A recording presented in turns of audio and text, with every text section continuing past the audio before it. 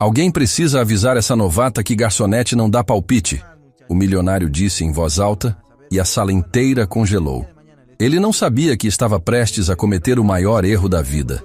O Estância Nobre era o tipo de restaurante onde os preços não apareciam no cardápio, onde as toalhas de mesa eram trocadas entre um prato e outro, onde o silêncio custava caro e qualquer gesto errado era lembrado por anos. Renato Cavalcanti conhecia cada centímetro daquele salão. Frequentava ali há mais de uma década. Tinha uma mesa reservada toda sexta-feira. A mesma mesa, a mesma cadeira, do lado da janela com vista para o jardim. Todo funcionário sabia disso. Ninguém precisava perguntar. Renato Cavalcanti era o tipo de homem que os outros observam antes de falar. Não porque fosse intimidador no sentido físico, porque havia aprendido, ao longo de décadas construindo um patrimônio que ninguém precisava adivinhar, que o silêncio antes de uma palavra tem mais peso do que a palavra sozinha. Seus sócios sabiam. Seus funcionários sabiam. Os garçons do Estância Nobre sabiam há anos. Por isso, quando ele falava em voz alta num salão silencioso, todo mundo ouvia. E todo mundo reagia, mesmo quem fingia não ter ouvido. Camila tinha 11 dias de casa. Ela segurou a bandeja com firmeza quando ouviu a voz dele pela primeira vez. Alta, segura. O tipo de voz acostumada a não ser contestada. Renato estava sentado com 4 convidados. Executivos, ternos sob medida, relógios que valiam mais do que carros. Ele falava alto porque podia, porque sempre pôde. Olha só quem me trouxe o vinho errado, ele disse sem olhar para ela. A novata. Uma pausa calculada. Claro, ela não tinha trazido vinho nenhum, estava chegando com a cesta de pães. A risada dos 4 homens preencheu o salão. Camila colocou a cesta sobre a mesa devagar, com cuidado, sem pressa, sem tremer. Mas Renato não tinha terminado. Espera. Ele levantou um dedo. Você sabe o que está servindo? Virou para os convidados. Pergunto por que a última vez que um novato veio nessa mesa, ele me trouxe água com gás quando eu pedi sem gás. Demorei 3 dias para perdoar o gerente. Gargalhou. Tudo bem, menina. Pode ir. Mas manda alguém que saiba o que está fazendo trazer o vinho. Por favor. O por favor foi o mais cruel de tudo. Dito com o tom de quem oferece esmola. Camila deu um passo atrás. Olhou para ele por exatamente 2 segundos. Não disse nada. Virou-se e foi embora em direção à cozinha. O que Renato Cavalcanti não sabia e não poderia imaginar era que aquela jovem tinha passado 3 anos em frente a um fogão profissional em Lisboa, que tinha um prêmio numa gaveta em casa, que o caderninho de couro gasto que carregava no bolso do avental continha mais conhecimento sobre gastronomia do que qualquer sommelier daquele restaurante, e que ela não estava naquele salão por necessidade. Estava lá por escolha. O Estância Nobre havia sido cuidadosamente escolhido por ela, não o mais próximo, não o mais fácil de conseguir emprego, o mais difícil, aquele onde a pressão era maior, o padrão mais alto, o cliente mais exigente. Camila havia passado 2 semanas visitando restaurantes da cidade como cliente antes de escolher onde pediria emprego. Sentou em 11 salões diferentes. Observou como os garçons se moviam, como os pedidos chegavam, onde havia tensão, onde havia facilidade, onde havia algo que elas ainda não conhecia de dentro. O Estância Nobre foi o único onde ela sentiu, desde a primeira visita, que aprenderia algo que não conseguia nomear ainda. Havia uma qualidade no serviço que a intrigava, não na técnica, que era impecável, mas em algo por baixo. Uma rigidez que funcionava e ao mesmo tempo sufocava, como uma orquestra afinada que toca com medo. Ela queria entender isso. Por isso havia pedido emprego. Por isso havia aceitado o período de experiência, a hierarquia, os olhares. Marcelo Figueira, o gerente do Estância Nobre, a esperava perto da entrada da cozinha. Braços cruzados, expressão que ela já conhecia. Eu vi tudo, ele disse em voz baixa. Você demorou demais na mesa do Sr. Cavalcanti. Coloquei a cesta, ele falou. Eu saí. Ele falou porque você fez algo errado. Camila respirou fundo. Eu não fiz nada errado, Marcelo. Seu Marcelo, ele corrigiu. Automático, reflexo de poder. E quando o Sr. Cavalcanti está incomodado, alguém fez algo errado. Essa é a regra. Ela segurou o que queria dizer. Guardou fundo no peito. Havia aprendido que nem toda batalha valia na hora errada. Entendido, ela disse.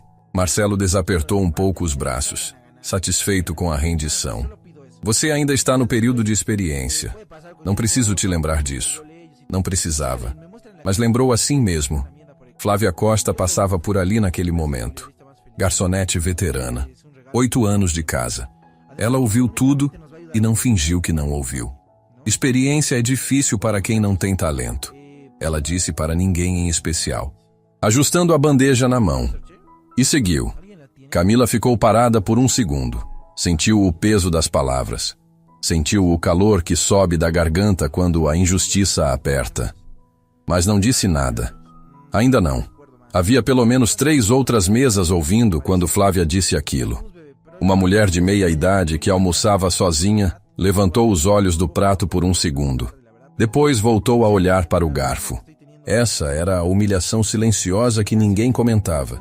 A de quem vê e não diz nada. Não por maldade, por inércia. Por saber que os sistemas que permitem esse tipo de coisa existem há tempo suficiente para que interrompê-los pareça mais difícil do que assistir. Camila sabia disso. Havia crescido sabendo disso. Havia trabalhado em cozinhas onde isso acontecia com fornecedores, com estagiários, com quem chegava por último à hierarquia. Havia visto e às vezes havia ficado quieta também. E havia carregado esse silêncio como aprendizado. O tipo que dói porque é verdadeiro. Na mesa do fundo, Paulo Mendes observava tudo em silêncio. Garçom há quase 3 décadas. Cabelos grisalhos como o mármore das mesas que servia. Ele tinha visto muita gente entrar naquele restaurante cheia de si. E tinha visto muita gente boa ser esmagada aos poucos, sem fazer barulho. Conhecia os 2 tipos muito bem. Camila não era nenhum dos 2. Havia algo nela que ele não conseguia nomear. Uma calma diferente. Não a calma de quem tem medo. A calma de quem sabe algo que os outros ainda não sabem. Ele havia aprendido a reconhecer esse tipo depois de décadas, observando pessoas dentro de um salão. O medo tem um cheiro. A arrogância tem uma postura. A calma verdadeira tem outra coisa. Uma qualidade de presença que não precisa de aprovação para existir. Paulo havia entrado no Estância Nobre com 20 e poucos anos, cheio de energia e sem dinheiro. Num tempo em que o restaurante ainda era administrado pelo fundador. Um homem calado que dizia o nome dos clientes antes de recebê-los e guardava nos bolsos balas de menta para oferecer ao final de cada jantar. Não era glamour, era cuidado. Paulo havia aprendido com aquele homem que servir bem não era um ato de submissão. Era um ato de presença. De estar completamente ali, sem estar tentando ser outra coisa. Aquele dono havia morrido. O restaurante havia sido vendido. Os novos donos tinham transformado o espaço em algo mais lustroso, mais eficiente, mais rentável. E haviam mantido Paulo porque ninguém sabia tão bem quanto ele onde ficavam os copos de cada cliente, como cada vinho deveria ser servido, quando uma mesa precisava de silêncio e quando precisava de conversa. Ele era o tipo de profissional que os donos não sabiam nomear, mas não conseguiam dispensar. Mais tarde, quando o movimento do almoço diminuiu, Paulo apareceu ao lado dela na estação de serviço. "Não liga não", ele disse em voz baixa. "O Cavalcante é assim com todo mundo no começo." "No começo?" Ele testa. É o jeito dele. Se você aguentar, ele para. Camila arrumou os talheres no suporte. Devagar. "Ele não me testou", ela disse. "Ele me humilhou." Paulo ficou quieto por um momento. Ele admitiu. "Tem diferença." Ela olhou para ele. Viu um homem que disse a verdade quando poderia ter ficado calado. Isso valia alguma coisa. "Obrigada, Paulo." "Não fiz nada." "Fez sim." Ela fez uma pausa. Disse a verdade. Naquela mesma semana, Renato Cavalcante voltou. Era quarta-feira fora do horário habitual. Trouxe 2 sócios. Pediu a mesa do jardim.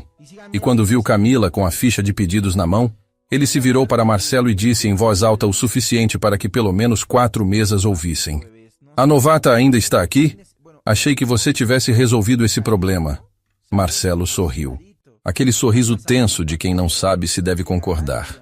"Ela ainda está no período de experiência, Sr. Cavalcante." "Já viu bastante", Renato disse, e pegou o cardápio. "Ela vai errar. É só questão de tempo. Virou para um dos sócios. Quanto você aposta que ela não dura mais 2 semanas? O sócio riu. 1 semana. Feito, Renato disse. E riu também.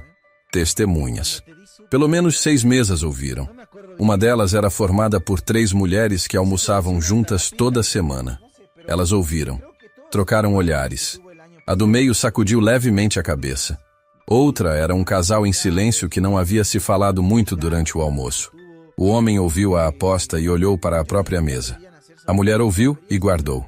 Eram esse tipo de testemunha que não fazem nada imediatamente, mas que lembram. Camila escrevia o pedido. Ela não levantou os olhos, mas ouviu tudo, guardou tudo, dentro do peito, no mesmo lugar onde guardava as coisas que importavam. O caderninho de couro estava no bolso do avental, como sempre, pequeno, desgastado nas bordas. A lombada quase desaparecendo de tanto uso. Ele havia sido comprado em Lisboa, num mercadinho de artigos usados. Numa tarde de sábado em que chovia mais do que o normal. Encheu de fórmulas, receitas, técnicas, notas de prova, anotações de vinhos e harmonizações desenvolvidas ao lado de vó Teresa, antes da vida separar as duas pela primeira vez. Mas isso Renato Cavalcante não sabia. Ninguém no Estância Nobre sabia, ainda. Mas o caderninho não era só sobre o que ela sabia. Era sobre o que ela havia vivido. Sobre as tardes em que vó Teresa ensinava receitas que nunca seriam escritas, porque a receita verdadeira estava nos dedos, não no papel. Sobre a primeira vez que Camila fez o molho que reconcilia sozinha, e Teresa provou e ficou em silêncio por um tempo longo, e então disse: "Quase. Falta o que você ainda não sabe." E quando Camila perguntou o que faltava, a avó sorriu. "Vida," ela disse. "Falta a vida que você ainda não viveu." Camila havia levado esse quase para Lisboa. Havia cozinhado com ele durante anos. Havia percebido, numa noite depois do 3º prêmio, que havia encontrado o que faltava.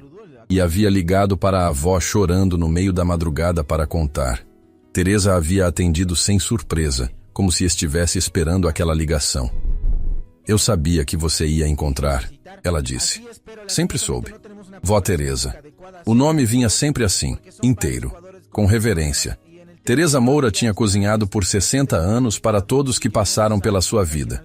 Não era chefe, não tinha diploma. Tinha algo melhor. Memória de paladar.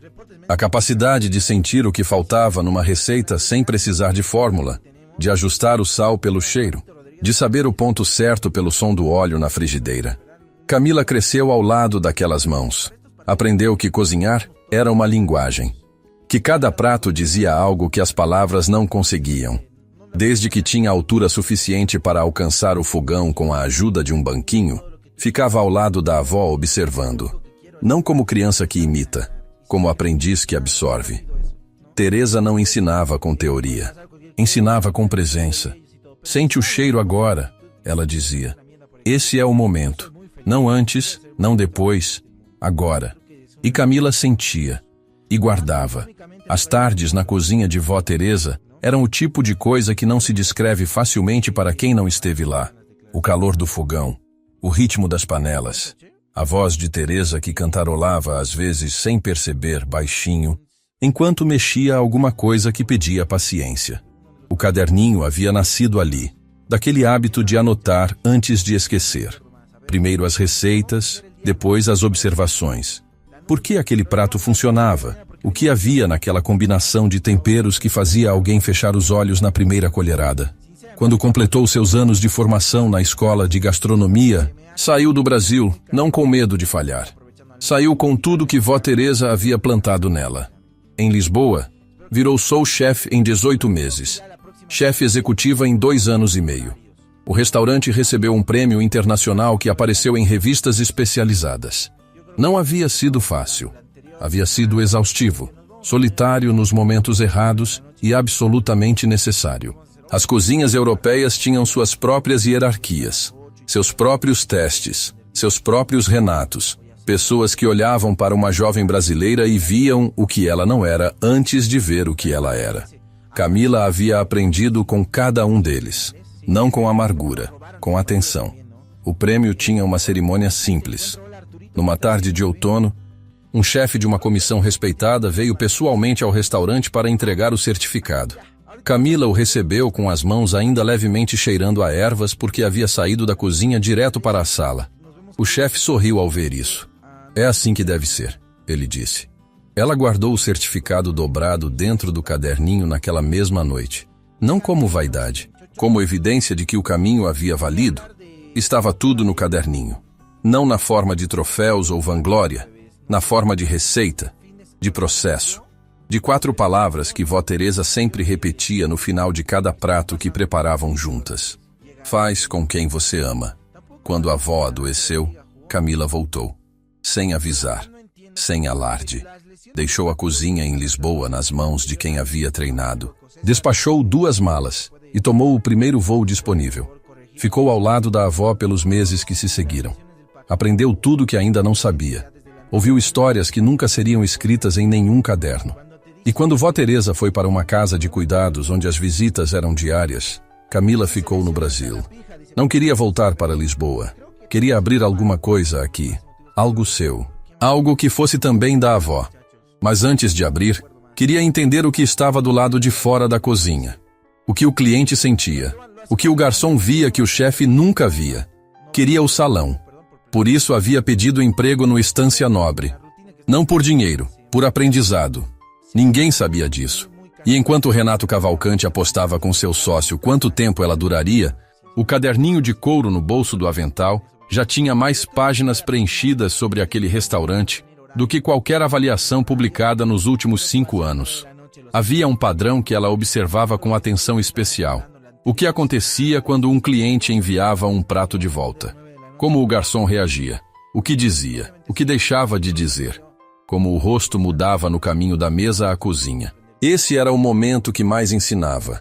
Não quando as coisas iam bem, quando iam mal. No Teresa, quando ele abrisse, haveria um protocolo para isso. Ela já tinha esboçado em 3 páginas do caderninho. Não como regra rígida, como intenção. Como a diferença que vó Teresa havia ensinado entre cozinhar para ser aprovado e cozinhar para ser honesto. 3 dias depois da aposta, Flávia Costa entrou na despensa onde Camila separava os guardanapos dobrados. Naqueles 3 dias, Camila havia continuado seu trabalho com a mesma precisão de sempre. Havia chegado pontualmente. Havia servido com um sorriso correto. Havia evitado qualquer situação que pudesse dar a Marcelo o motivo que ele claramente estava procurando. Mas havia também continuado escrevendo no caderninho. Uma observação sobre o modo como os clientes da mesa do canto invariavelmente pediam mais pão. Outra sobre o tempo médio que levava para que um casal em silêncio pedisse a conta depois do prato principal. E uma mais longa, sobre Renato Cavalcante. Não sobre a crueldade, mas sobre a atenção. Sobre o fato de que um homem que presta atenção ao ponto da carne, ao rótulo do vinho, à temperatura da água, provavelmente presta atenção a outras coisas também. E que isso, bem usado, poderia ser transformado em algo completamente diferente. Ela havia escrito: exigência não é o problema, é o veículo. E havia ficado olhando para a frase por um tempo. Você vai ser alocada na mesa 12 na sexta-feira, ela disse, sem preâmbulo. A mesa 12 é do Cavalcante, Camila respondeu. Exatamente. Flávia a olhou de cima a baixo. Você vai estragar alguma coisa e Marcelo vai ter um motivo para te mandar embora. Não fui eu que decidi. Só estou te avisando. Uma pausa. Ou talvez seja uma oportunidade. Depende de você. Ela saiu antes que Camila pudesse responder. Camila ficou sozinha entre as pilhas de guardanapos. Sentiu algo frio se instalar no peito. Ela colocou um guardanapo dobrado sobre o outro. Depois, mais um. O movimento era repetitivo, e o repetitivo às vezes ajuda a pensar. Ela havia aprendido isso na cozinha, que as tarefas manuais de rotina são onde a mente processa o que o momento não permite. O que estava processando era simples. Havia uma armadilha sendo montada para ela. Não com malícia sofisticada, com a inércia dos sistemas que preferem a saída conhecida à desconhecida. Flávia não estava necessariamente tentando destruí-la. Estava tentando se proteger. Marcelo não estava necessariamente sendo injusto por escolha. Estava sendo consistente com as regras que havia aprendido. E Renato Cavalcante, por baixo de tudo, estava sendo. O que exatamente? Ela ainda não sabia. O que sabia era que a resposta certa não era fugir. Era permanecer com mais atenção do que antes. Não era medo, era certeza. Na mesma tarde, ela procurou Paulo na estação de serviço do fundo. Paulo, você me conta sobre os gostos do Cavalcante? O que ele pede sempre? O que ele nunca aceita? Como ele reage quando alguma coisa não está no ponto? Paulo a olhou por um longo momento. Por quê? Porque preciso entender quem estou servindo. Ele estudou o rosto dela. Aquela calma outra vez. Não era ingenuidade. Era algo mais sólido. Cavalcante é difícil, Paulo disse. Ele sabe de vinho, de verdade. Não é pose. Conhece produtor, safra, método. Já vi 2 sommeliers saírem desse restaurante porque erraram a harmonização na mesa dele. Uma pausa. Ele gosta da carne no ponto que ele chama de quase perfeito. Nunca usa a palavra perfeito para nada. Acho que é superstição. Outro silêncio. E ele não suporta garçom que fala mais do que o necessário. Odeia quem fica explicando o prato sem ser perguntado. Paulo continuou, mas havia mudado o tom. Menos informativo, mais pessoal. Tem uma coisa que eu observei em quase 30 anos aqui dentro. Os clientes que são mais difíceis de servir são sempre os que têm as histórias mais complicadas. Não estou dizendo que isso justifica nada. Ele olhou para as mãos. Mas ajuda a entender. Qual é a história do Cavalcante? Camila perguntou.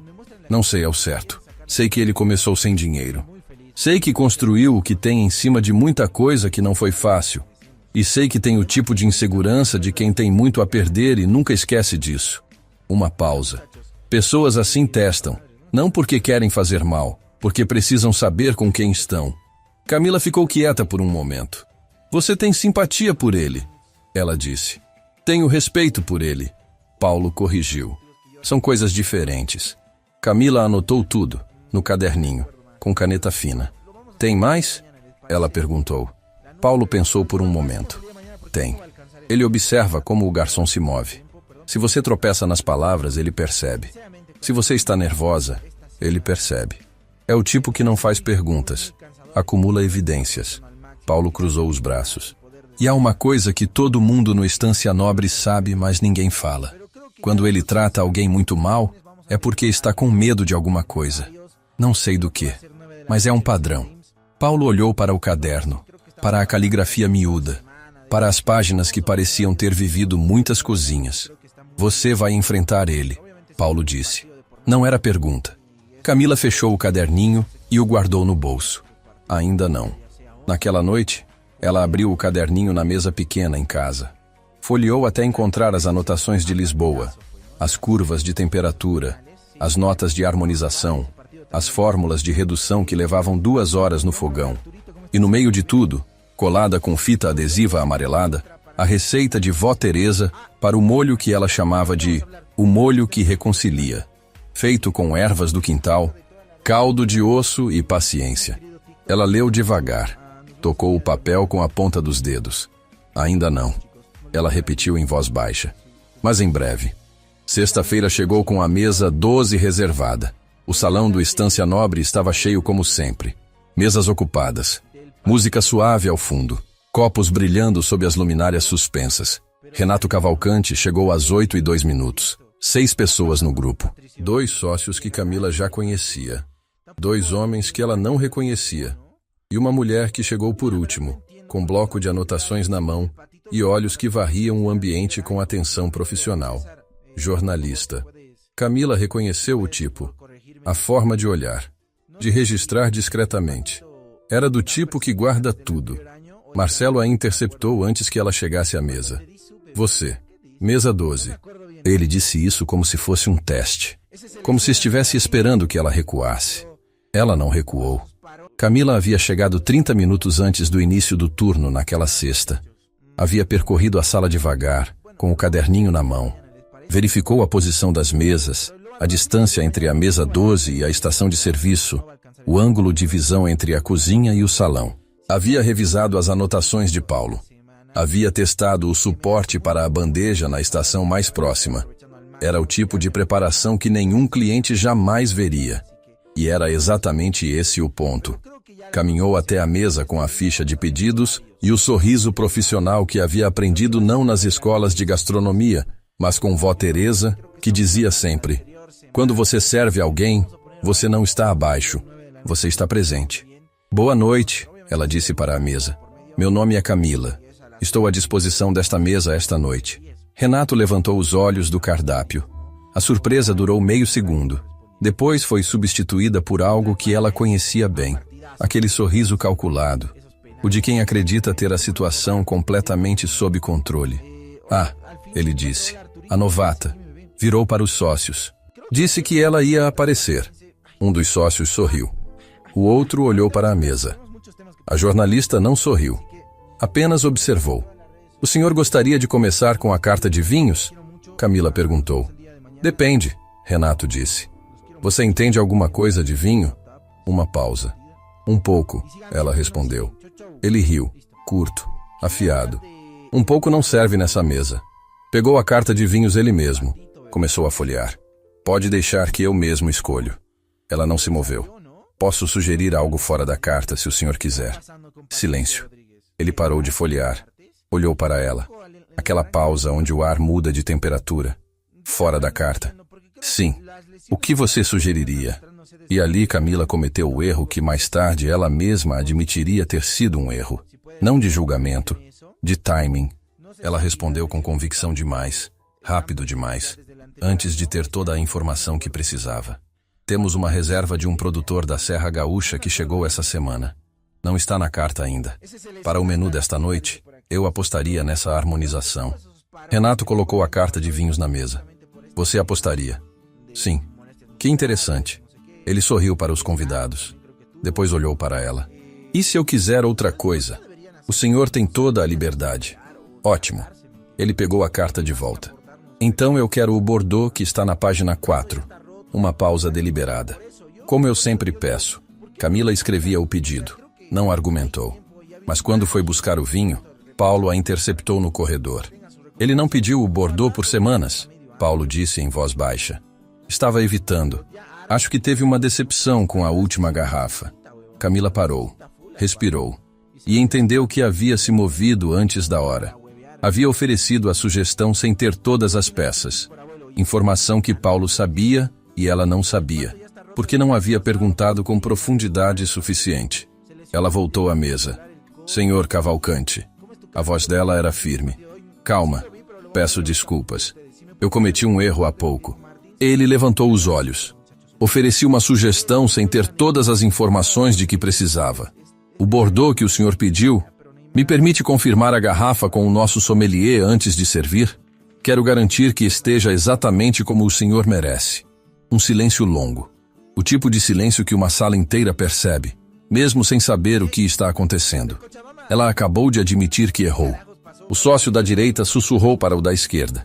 Renato olhou para ela por um tempo que pareceu maior do que era. Pode confirmar, ele disse. Ela foi.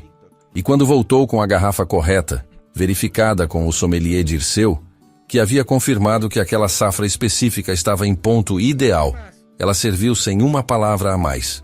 Dirceu era um sommelier que havia passado por 3 restaurantes estrelados antes de chegar ao Estância Nobre. Era meticuloso, reservado, do tipo que não dava opinião a não ser quando solicitado, e quando solicitado, dava com precisão cirúrgica. Quando Camila chegou até ele naquela noite com a garrafa e a dúvida, ele a olhou por um segundo mais longo do que o habitual. Você está perguntando por que quer saber ou por que quer confirmar o que já sabe? Ele disse. Porque errei antes de ter as informações certas. Ela respondeu. Quero acertar agora. Dirceu verificou a garrafa, verificou a temperatura. Depois disse simplesmente, está no ponto, pode servir. Ela foi. Mas Dirceu a acompanhou com os olhos por um segundo. E depois, muito devagar, assentiu para si mesmo. Era o tipo de pessoa que raramente dava aprovação verbal. Mas o gesto existia. E quem estava prestando atenção via. Renato provou. Não disse nada. Mas seu queixo relaxou 1 milímetro. Paulo viu.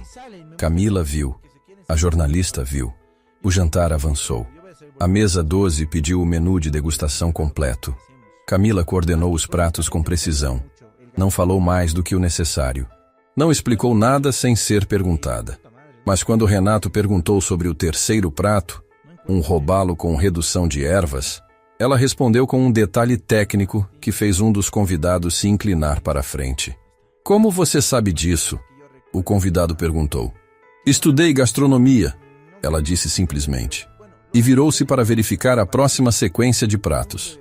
Renato Cavalcanti a acompanhou com os olhos por um segundo mais longo do que o habitual, mas não disse nada.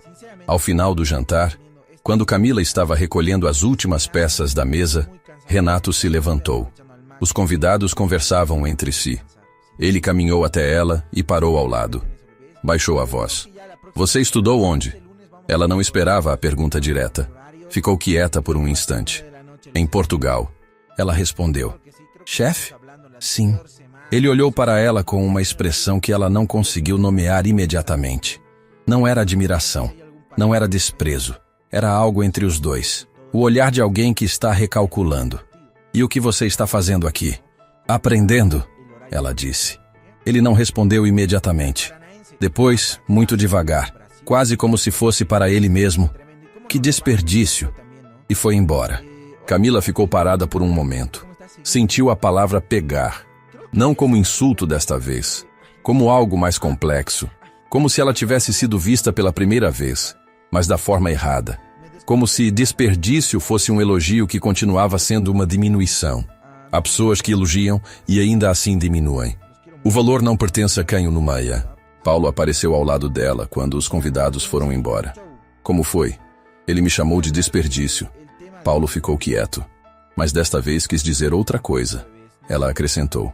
Progresso, Paulo disse. Talvez. Ela colocou a mão no bolso.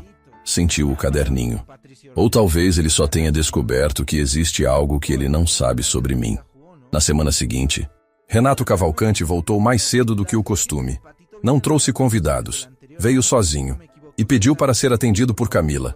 Marcelo a chamou no escritório antes que ela fosse à mesa. Estava desconcertado. Não sabia como reagir à informação.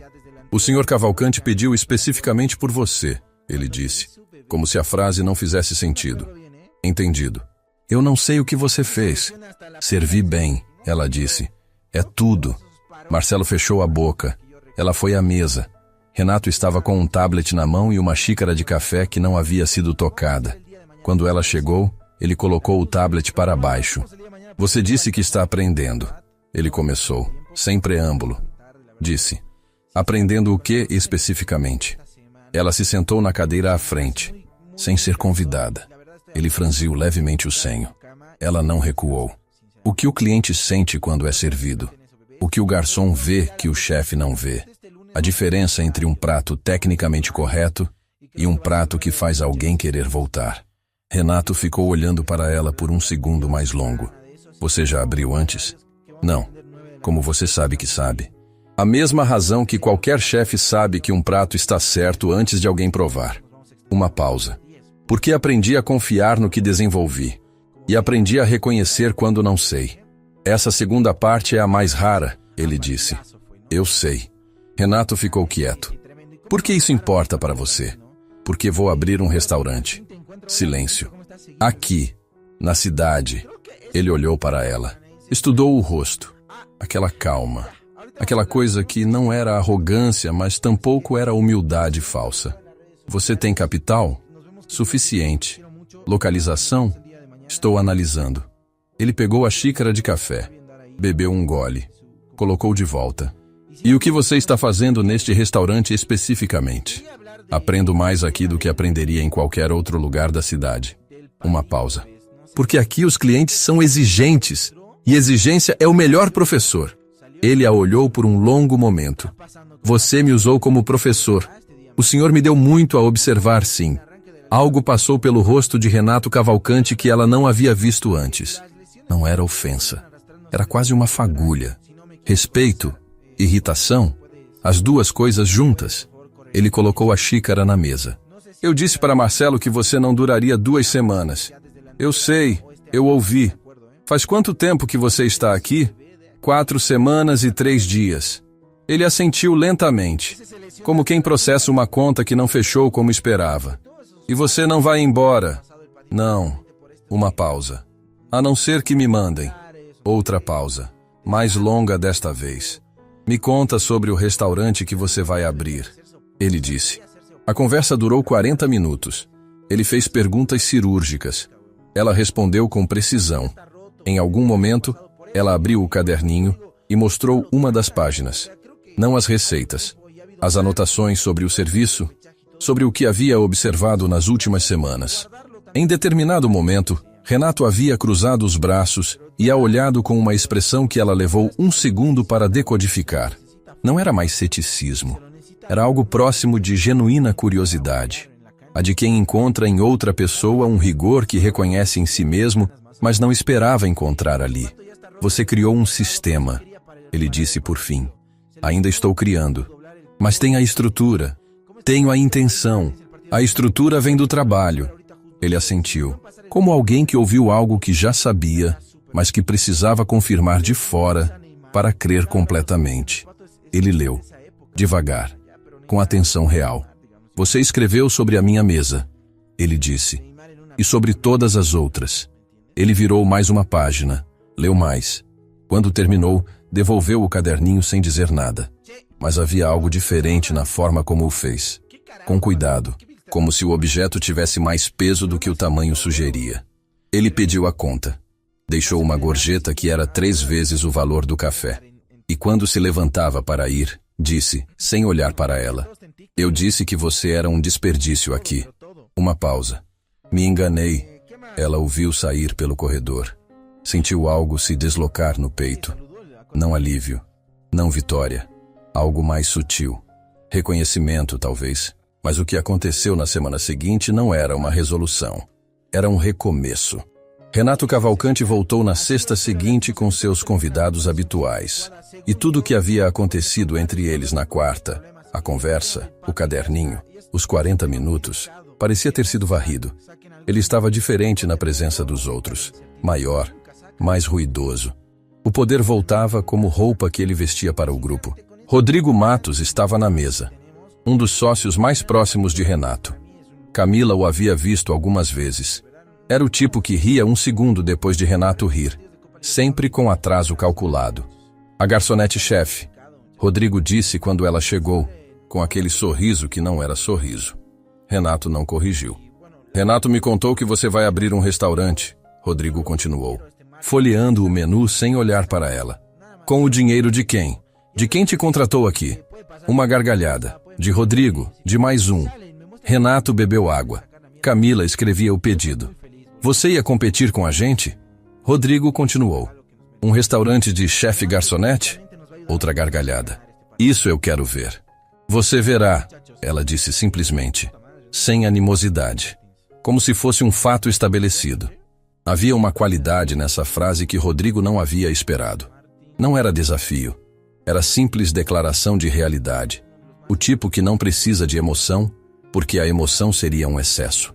Ele ficou olhando para ela por mais 1 segundo do que a situação pedia.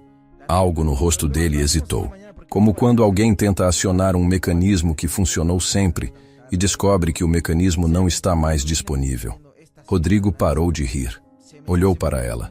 Desculpa, disse que você verá, quando eu abrir. Um silêncio curto, pesado. Renato olhou para ela, depois para Rodrigo. Pedido feito? Camila perguntou, a voz completamente calma. O jantar transcorreu em tensão baixa. Do tipo que todo garçom experiente sente, mas não nomeia. Paulo passou por ela no corredor mais de uma vez, verificando com os olhos se estava bem. Ela estava. Mas o que Camila não esperava, estava chegando.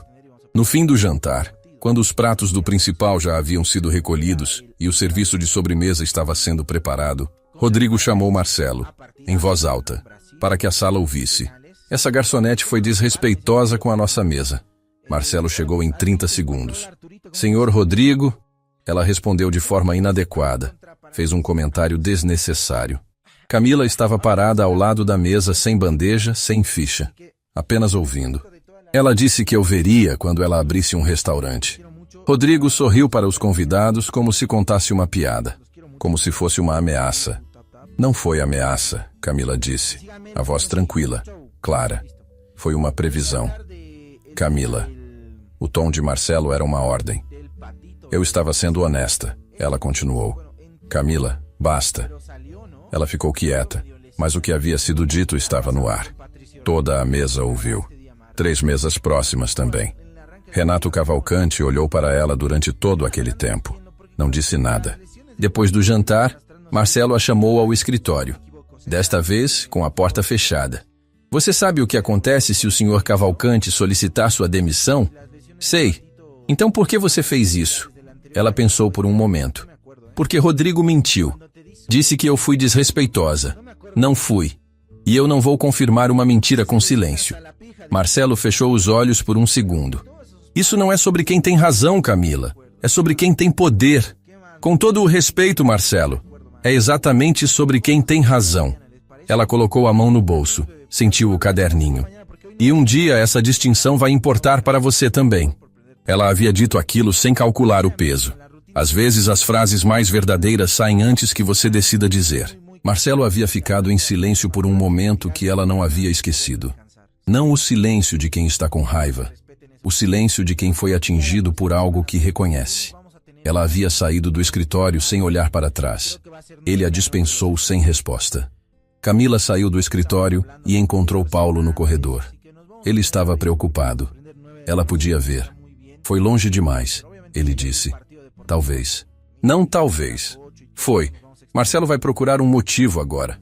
Deixa que procure. Ela começou a andar. Não vai encontrar nada que não seja verdade. Paulo a acompanhou por alguns passos. Você tem o caderninho, ele disse.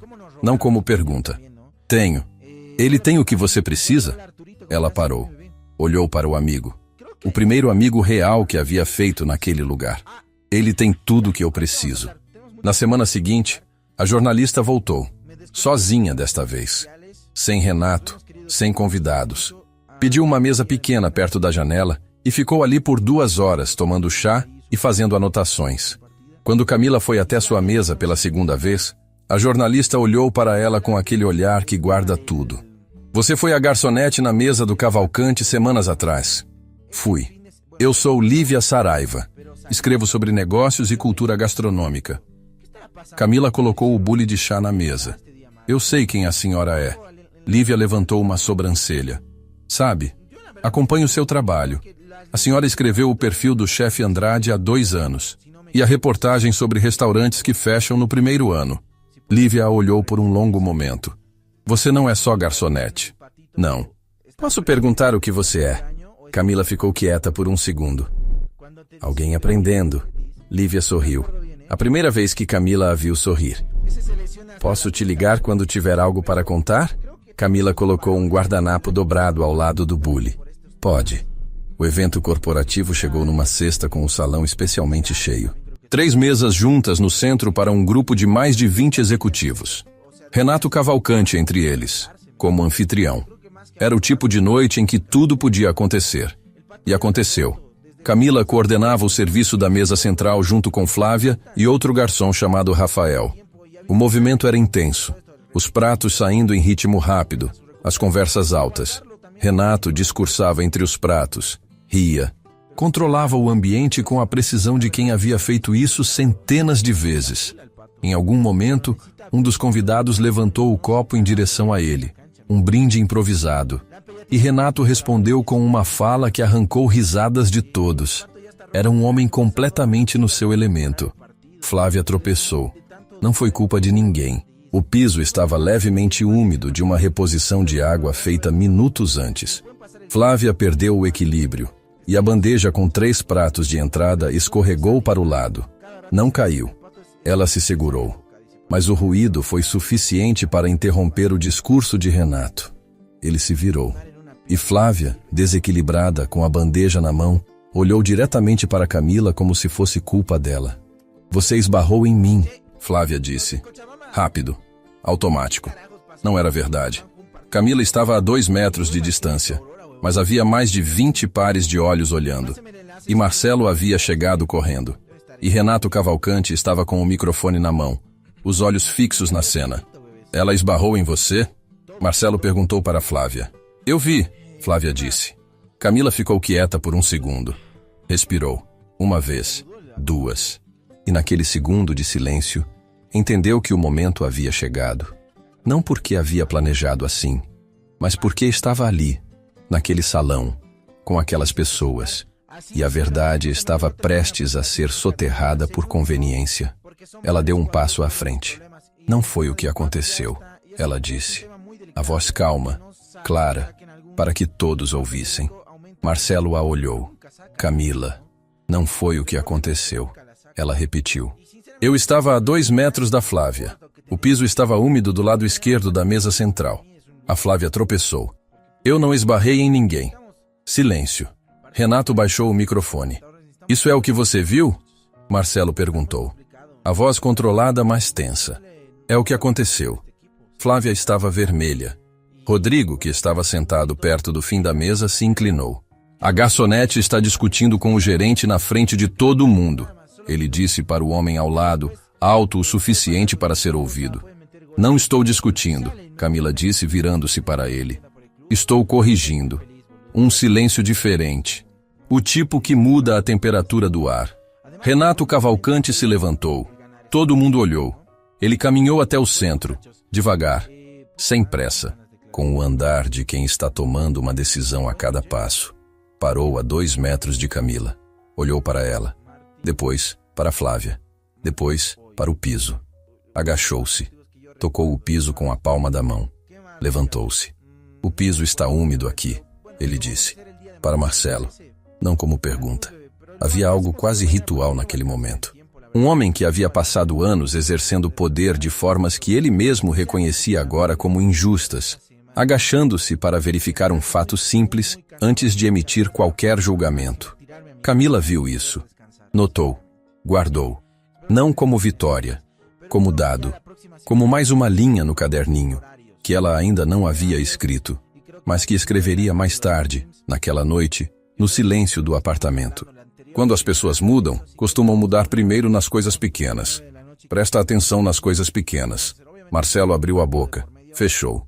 Sim, senhor Cavalcante. Renato ficou em pé. Olhou para Camila. Depois para todos os presentes. Continuemos o jantar, ele disse. Mas não se sentou imediatamente. Ficou parado por mais um segundo, olhando para ela. E no rosto de Renato Cavalcante, o homem que havia apostado que ela não duraria 2 semanas, que havia rido dela na primeira noite, que havia chamado sua presença de desperdício, havia algo que ela não esperava ver tão cedo. Uma dívida reconhecida. Naquele segundo, na frente de 20 e poucos executivos e 3 equipes de serviço, Renato Cavalcante havia feito algo que não era do seu repertório habitual. Havia verificado a realidade antes de tirar conclusões. Havia agido com evidência em vez de posição. Era pequeno. Era um gesto. Mas os gestos pequenos são os que mudam as histórias. Não os grandes discursos, não as revelações dramáticas, a palma da mão no piso úmido, a pausa antes de falar.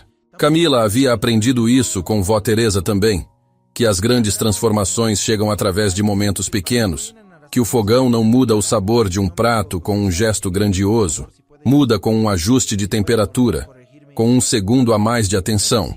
Paulo, da estação do fundo, assistiu tudo. E quando os olhos dos dois se encontraram pelo salão, ele assentiu uma vez, devagar, com a sobriedade de quem entende que acabou de testemunhar algo que não se repete facilmente. Quando o jantar terminou e os convidados começaram a sair, Renato Cavalcante ficou para trás. Seus sócios foram saindo. Rodrigo saiu sem olhar para Camila. Flávia havia desaparecido para a cozinha assim que o serviço havia terminado. Restavam ele, Paulo, Camila e as mesas sendo organizadas. Renato caminhou até ela. Você ia deixar a culpa cair em você? Ele perguntou. Não. Disse o que aconteceu. E se eu tivesse ficado do lado da Flávia? Ela o olhou. Então eu teria dito o que aconteceu de qualquer forma. Silêncio. Mesmo sabendo o que poderia acontecer? Sim. Por quê? Ela pensou por um segundo. Sentiu o caderninho no bolso. Porque vó Teresa me ensinou que a verdade não é negociável. Que você pode perder muita coisa nesta vida, mas não pode perder o que sabe que é certo. Renato ficou muito quieto. Ela viu algo se mover no rosto dele, por baixo da superfície polida. Algo que ele não tinha mostrado em nenhuma das outras noites. Quem é vó Teresa? Ele perguntou em voz baixa. A pessoa que me ensinou a cozinhar. A pessoa que me ensinou tudo o que importa de verdade. Ele assentiu devagar. Ela ainda... Está bem, Camila disse antes que ele terminasse. Visito ela toda semana. Renato olhou para a mesa vazia mais próxima. Tocou a borda com um dedo. Eu devia uma semana para você, ele disse. Quase para ele mesmo. Devia. E 2 semanas depois, também. Ele virou o rosto para ela. E a aposta que fiz com o Rodrigo? Essa também. Um silêncio longo. Do tipo que não é incômodo. Eu fui cruel, ele disse. Não como pergunta, como constatação. O tipo que sai depois de algum tempo de processamento interno. Foi, ela confirmou. Por que você não foi embora? Ela colocou a mão no bolso. Segurou o caderninho por um segundo. Porque aprendi mais aqui do que em qualquer lugar onde poderia ter ido. Uma pausa. Inclusive aprendi com você. Ele a olhou. Com a minha crueldade? Com a sua atenção. Você é exigente porque entende de excelência. A crueldade foi o veículo errado. Mas a exigência, isso eu trouxe. Renato Cavalcante ficou em silêncio por um tempo. Depois, muito devagar. Você vai abrir um restaurante que vai ser melhor do que esse. Vou fazer o meu melhor. Não, estou dizendo que vai ser melhor. Ele pegou o paletó do encosto da cadeira. E quando abrir, eu quero ser o primeiro cliente. Ela o olhou. Você não vai pedir exclusividade? Não. Uma pausa. Dessa vez não. E foi embora. Paulo apareceu ao lado dela quando as portas se fecharam. O que ele disse? Que vou abrir um restaurante melhor do que esse. Paulo ficou quieto. E vai?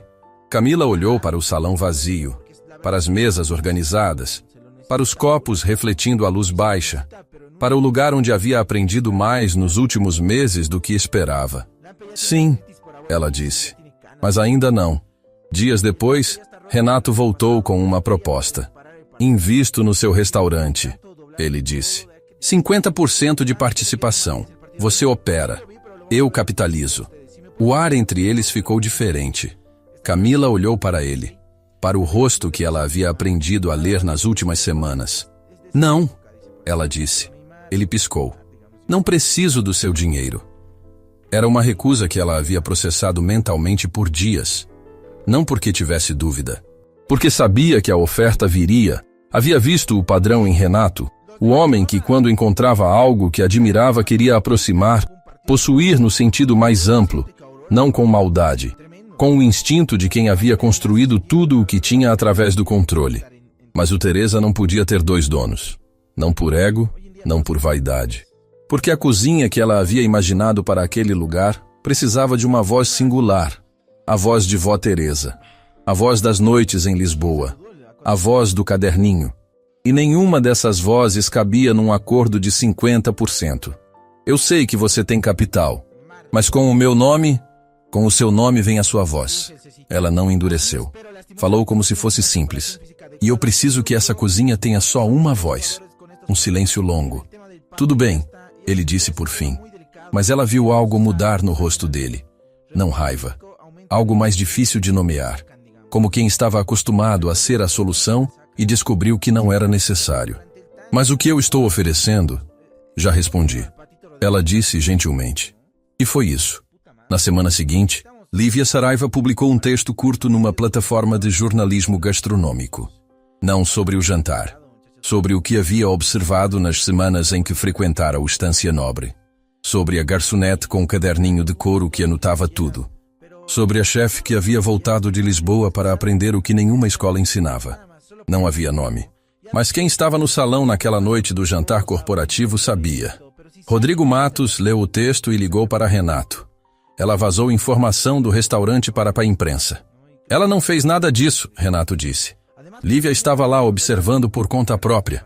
Não tem nenhuma informação privilegiada nesse texto. Renato, Rodrigo, deixa. Uma pausa. E sobre a aposta? Você perdeu. Me deve um jantar. A linha ficou em silêncio por um momento. Você mudou de lado, Rodrigo disse. Não mudei de lado nenhum.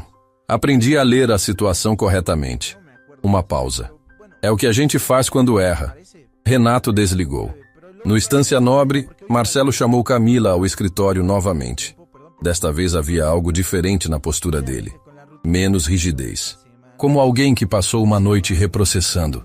O senhor Cavalcante me ligou esta manhã. Marcelo disse. Ela esperou. Ele pediu para garantir que você tem todas as condições de trabalho que precisa. Silêncio. Disse que você é o melhor investimento que esse restaurante tem. Camila ficou muito quieta e me pediu desculpas.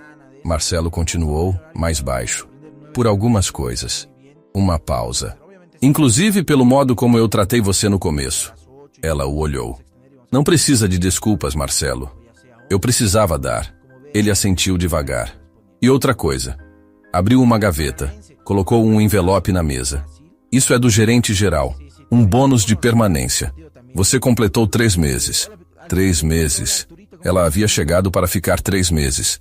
Havia aprendido o que havia vindo aprender. E havia aprendido muito mais. Ela pegou o envelope. Colocou no bolso do avental, ao lado do caderninho. Obrigada, Marcelo. Ele assentiu. Quando você vai abrir o restaurante? Em breve. Ele quase sorriu.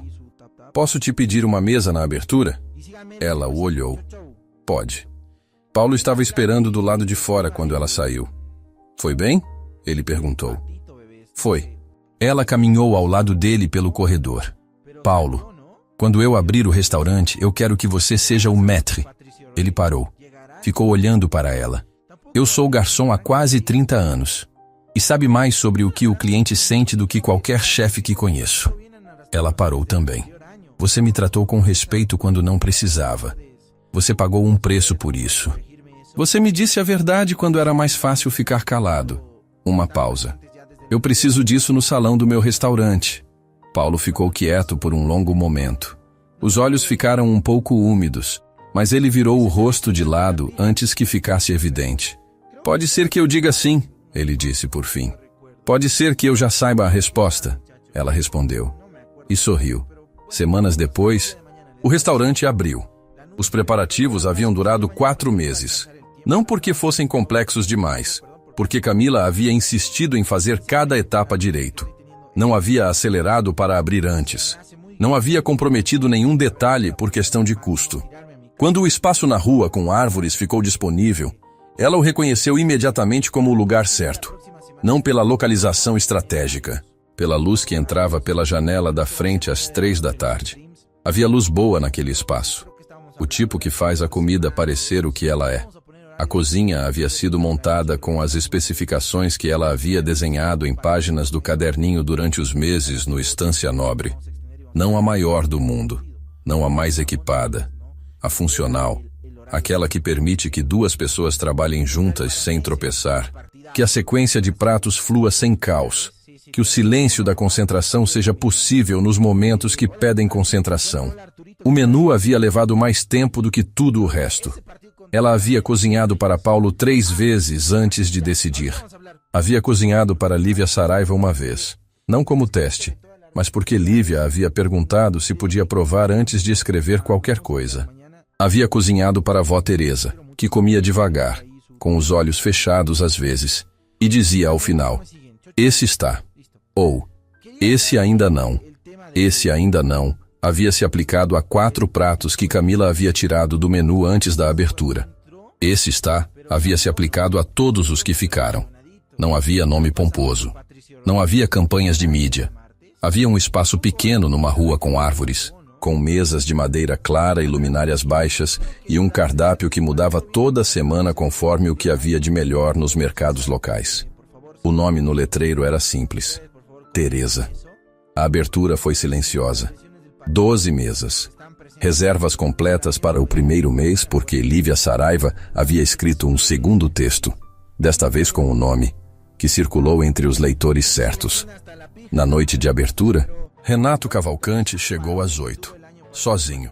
Paulo o recebeu na entrada, com a postura de quem havia servido em salões elegantes por décadas, mas com algo diferente. A leveza de quem escolheu estar onde está. Boa noite, senhor Cavalcante. Sua mesa está reservada. Renato o olhou. Paulo, você saiu do Estância Nobre. Sim, senhor. Para vir para cá. Sim, senhor. Renato assentiu devagar. Ela sabe escolher pessoas. Ela sim, Paulo concordou. A mesa de Renato ficava perto da janela, com vista para a rua com árvores. Uma xícara de café esperava, junto com o cardápio da semana, escrito à mão, sem preços inflados, sem jargão desnecessário. Camila saiu da cozinha quando o serviço do primeiro turno estava no ponto. Avental de chefe. O caderninho de couro no bolso, como sempre. Ela caminhou até a mesa de Renato. Ele levantou os olhos do cardápio. Ficaram se olhando por um momento. Você abriu, ele disse. Abri. Como está se sentindo? Ela pensou. Como quando você coloca o prato na mesa e sabe que está certo. Uma pausa. Antes de qualquer pessoa provar. Ele olhou para o cardápio. Me recomenda alguma coisa? Ela sorriu. Tudo. Ele riu. Pela primeira vez, ela o viu rir de verdade. Não a risada performática do salão do Estância Nobre. Um riso real. Curto. Genuíno. Então me traz o que você achar melhor. Ela voltou para a cozinha. Naquela noite, enquanto o restaurante aquecia e as mesas iam chegando ao ponto de movimento que ela havia imaginado nas noites em que planejava tudo, Camila parou por um segundo ao lado do fogão. Olhou ao redor. A cozinha pequena. Os ajudantes que havia treinado nas últimas semanas. O cheiro de redução e ervas. O som das panelas e das conversas baixas do salão chegando pela porta entreaberta. Tirou o caderninho do bolso. Abriu na última página preenchida. Havia uma frase que havia escrito semanas antes, numa noite em que ainda não sabia exatamente como tudo ia terminar. Cozinhar é o que você faz quando quer dizer algo que as palavras não alcançam. Ela havia escrito essa frase numa noite de terça-feira, 6 semanas antes da abertura, quando havia ficado até meia-noite testando uma combinação de especiarias que não estava fechando como ela queria. Havia jogado fora 3 versões. Havia ficado em pé olhando para o fogão por um tempo longo. E então, havia feito de novo. Não com raiva, não com frustração, mas com a paciência que vó Teresa havia ensinado e que ela havia esquecido por um momento e que voltou como fôlego. A 4ª versão estava certa, e ela havia tirado o caderninho e escrito a frase porque o que havia sentido naquele momento não cabia em nenhuma outra linguagem. A satisfação de um prato que fecha não é intelectual, é física. É no corpo antes de ser no pensamento. Isso era o que ela havia levado para o salão como garçonete. Não o conhecimento técnico. Esse ela já tinha antes de entrar no Estância Nobre. O entendimento de que o que estava sendo servido passava por muitas mãos antes de chegar à mesa. E que cada uma dessas mãos carregava algo. Abaixo, em letra diferente. Mais irregular. Mais antiga. Uma frase de vó Teresa. Faz com quem você ama. Camila fechou o caderninho. Colocou de volta no bolso e voltou ao fogão.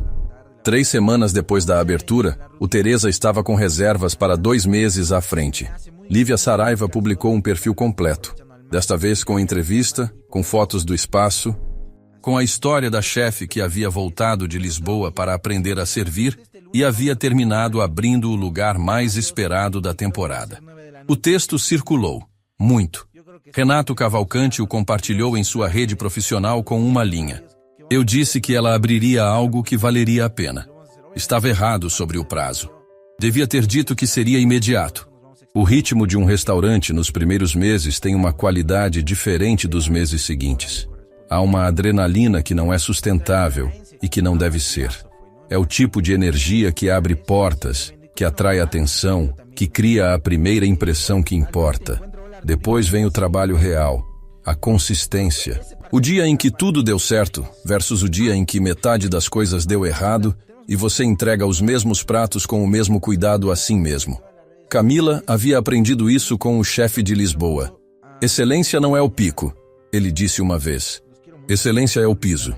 O mínimo que você entrega em qualquer dia. Ela havia anotado no caderninho e relido tantas vezes que a página tinha uma dobra permanente no canto. No Teresa, ela havia traduzido isso em prática com uma pergunta que fazia a si mesma toda manhã antes de entrar na cozinha. Hoje é o tipo de dia que vai testar o que construir? E a resposta era sempre a mesma. Qualquer dia pode ser esse dia. Então prepare-se como se fosse. Rodrigo Matos viu o compartilhamento. Rodrigo Matos era um homem que raramente admitia estar errado. Não por caráter ruim, por formação. Havia crescido num ambiente onde admitir erro era confundido com fraqueza e havia aprendido as estratégias de quem nunca quer aparecer vulnerável. Tinha sido útil em muitos contextos. Havia sido exaustivo em outros. Renato havia percebido isso nos últimos meses e havia dito uma vez, diretamente durante uma reunião de sócios: Rodrigo, a rigidez que nos protegeu aqui também nos custou. Rodrigo havia ficado em silêncio. Depois havia concordado com um aceno mínimo. Era o máximo que conseguia. E Renato havia aceitado. O compartilhamento do artigo havia sido um gesto de Renato que Rodrigo entendia como convite. Uma forma de dizer: eu mudei de posição. Você pode também. Demorou uma semana, mas ele reservou a mesa. Ficou olhando para a tela por um tempo. Depois reservou uma mesa para a semana seguinte. Quando chegou ao Teresa, Paulo o recebeu com a mesma postura de sempre. Sem ironia. Sem recordação do que havia acontecido no Estância Nobre. Boa noite. Sua mesa está pronta. Rodrigo ficou um pouco surpreso com o tratamento. Sentou-se, pediu o menu, ficou em silêncio. Camila apareceu ao final do jantar. Rodrigo a olhou. Eu fui grosseiro, ele disse, sem enrolação. Foi. Você vai me dizer que não se lembra. Não vou dizer isso. Me lembro muito bem. Ele assentiu. Então o que você vai dizer? Ela colocou as mãos sobre a mesa, levemente. Que o jantar de hoje foi feito com o mesmo cuidado que o de qualquer outra mesa. Uma pausa. Porque é assim que funciona aqui. Rodrigo ficou quieto por um longo momento. Por quê? Porque o que eu sirvo não depende de quem a pessoa foi antes. Ela o olhou. Depende de quem eu sou. Ele não respondeu imediatamente. Depois, baixinho. Posso voltar. Sua reserva é bem-vinda aqui como qualquer outra. Ele assentiu. Deixou uma gorjeta considerável. E foi embora sem mais palavras. Paulo apareceu ao lado de Camila quando a porta fechou. Como foi? Bem, uma pausa. Ele vai voltar. Você não vai dificultar? Ela olhou para a porta fechada. O restaurante não é lugar de guardar rancor, Paulo. É lugar de fazer bem o que se sabe fazer. Colocou a mão no bolso. O caderninho. E a gente sabe. No mês seguinte, Marcelo Figueira entrou pelo Teresa numa tarde sem reserva, com o jeito de quem não sabe ao certo como vai ser recebido. Paulo o viu primeiro. Marcelo. Paulo. Ele olhou ao redor. O lugar é bonito. É. Tem mesa? Paulo verificou. Temos uma pequena perto do jardim interno. Marcelo ficou por 2 horas. Almoçou devagar. Pediu o menu completo. Não falou muito. Quando Camila saiu da cozinha no final do serviço do almoço, ele ainda estava lá. Ela caminhou até a mesa. Marcelo. Camila. Ele se levantou levemente, como reflexo. Depois voltou a sentar. Vim ver.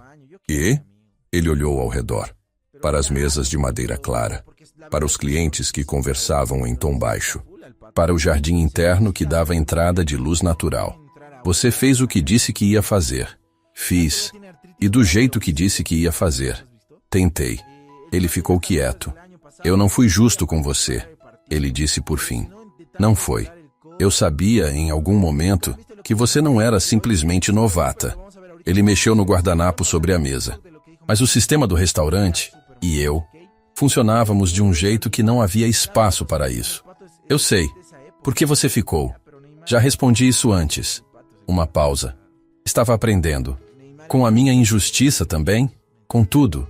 Ela o olhou. Inclusive com o que eu não queria que o meu restaurante fosse. Marcelo respirou fundo. Isso dói, ele disse. A verdade às vezes dói. Mas você vai dizer assim mesmo. Vou. Ele quase sorriu.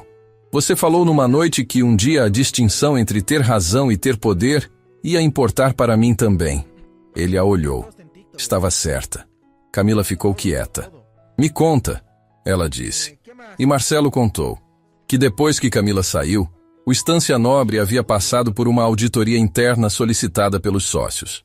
Que algumas práticas de gestão haviam sido revistas.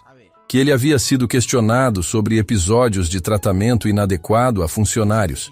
Que havia dado respostas que não o orgulhavam. Não perdi o emprego, ele disse. Mas perdi algo mais difícil de recuperar. O quê? A certeza de que eu estava agindo certo. Ele olhou para o jardim. Durante anos eu achei que gerenciar bem era fazer tudo funcionar. Que o cliente é que importava. E que os funcionários eram parte do mecanismo. Ela não disse nada. Deixou o silêncio ficar. Você me ensinou que funcionário não é mecanismo. Ela assentiu devagar. Isso foi o que você veio me dizer? Vim reservar uma mesa, ele disse, um sorriso pequeno. E vim dizer isso também. As duas coisas podem coexistir. Podem. Ele se levantou. Estendeu a mão. Parabéns, Camila. Ela apertou a mão. Obrigada, Marcelo. Naquela tarde, Camila foi visitar vó Teresa. A casa de cuidados ficava do outro lado da cidade. Árvores na entrada. Um jardim que Teresa adorava. Camila ia toda semana, às vezes 2 vezes. Sempre levava algo da cozinha do restaurante. Naquela tarde, levou um potinho de redução de ervas. O molho que reconcilia, Teresa disse quando abriu o potinho e sentiu o cheiro. Os olhos fecharam 1 segundo. É você. É você, Camila corrigiu. Você que me ensinou. Teresa a olhou. Não, eu ensinei os ingredientes. Você aprendeu o que fazer com eles. Uma pausa. São coisas diferentes. Camila sentou ao lado dela. Vó, o restaurante está indo bem. Eu sei. Teresa pegou sua mão. Vi no que a jornalista escreveu. A enfermeira me mostrou. Camila ficou quieta. Você ficou brava por eu ter colocado seu nome? Meu nome? Teresa abriu um sorriso que transformava o rosto. Filha, você colocou meu nome num lugar que vai alimentar gente por anos. Os olhos ficaram brilhantes. Que mais eu poderia querer? Camila sentiu o aperto na garganta. Tem uma coisa que eu nunca te disse, ela começou. Me conta. Quando eu estava em Lisboa, havia noites que eu ficava exausta. Não de trabalhar, de estar longe. Ela olhou para as mãos da avó. Eu abria o caderninho nessas noites, lia suas receitas, e era como se você estivesse no fogão do lado. Teresa ficou quieta. Eu sabia disso. Ela disse por fim. Como? Porque cada vez que você voltava, você tinha melhorado em algo que só se aprende quando a saudade está presente. Uma pausa. A comida feita com saudade tem um gosto diferente, mais fundo. Camila apertou a mão da avó. Faz com quem você ama, ela disse. Teresa sorriu. Faz com quem você ama. Ficaram assim por um tempo, as duas em silêncio, com o potinho de molho entre elas e o jardim lá fora, verde e quieto. Teresa olhou para a janela por um longo momento, depois olhou de volta para Camila.